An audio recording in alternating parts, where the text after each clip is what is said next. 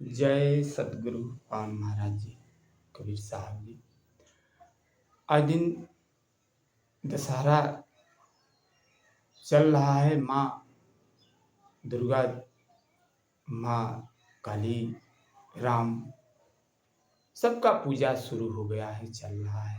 बड़ी खुशी की बात है, सभी लोग पूजा पाठ में लगे हैं। लेकिन हम जो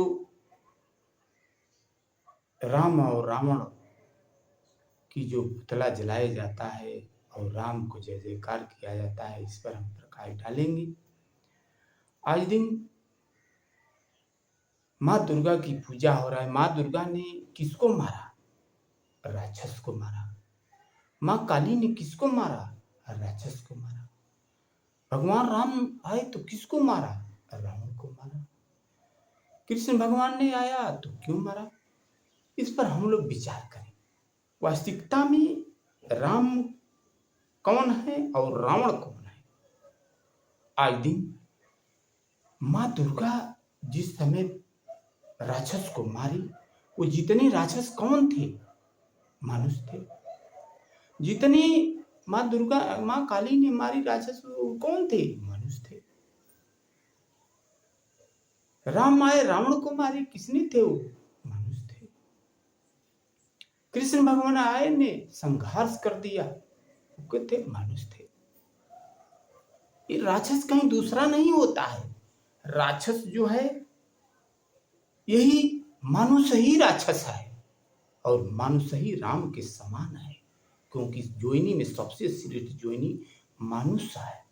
परमात्मा ने स्वयं अपने समान हम लोग को बनाए है और इस पर विचार करने की बात है।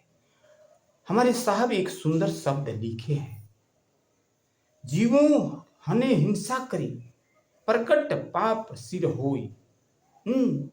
पाप बसन को देखिए, पुण्य न देखा कोई।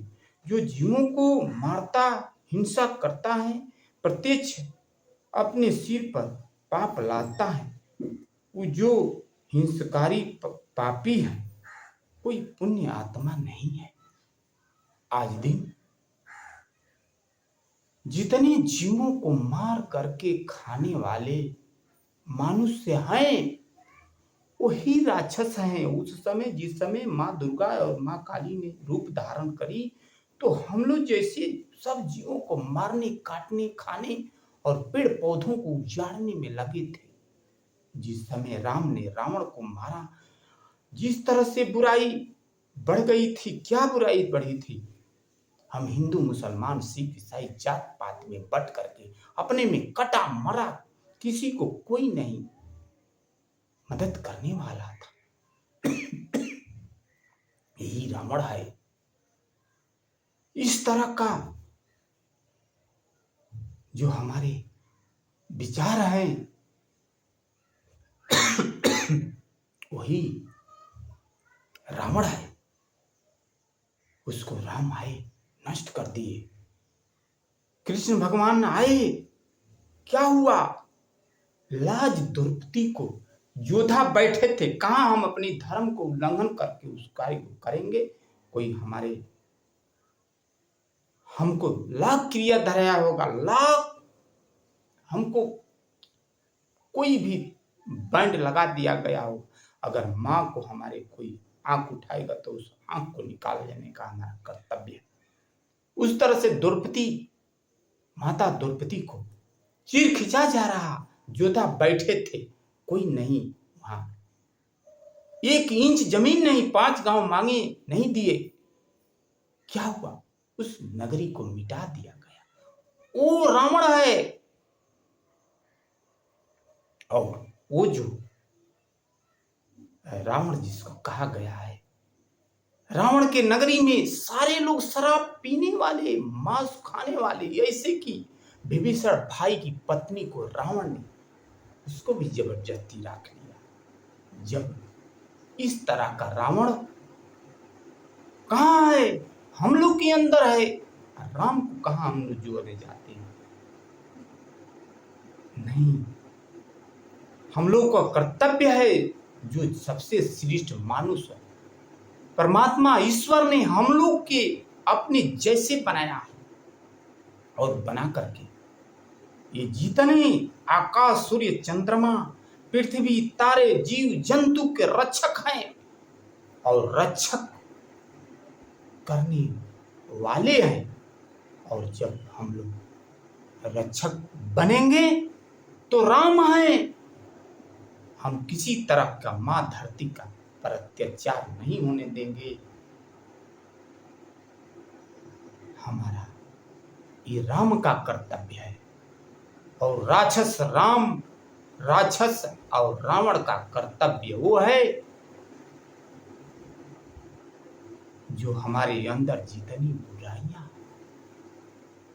और जितनी हमारे अंदर अच्छाइयां हैं वही राम है। जितने हमारे अंदर बुराइयां हैं वही रावण है, वही राक्षस है। इस दशहरा के अवसर पर इसलिए ये वीडियो दिया जा रहा है कि आने वाला समय में संत महात्मा कहते हैं कि कलयुग जाएगा, सतयुग आएगा।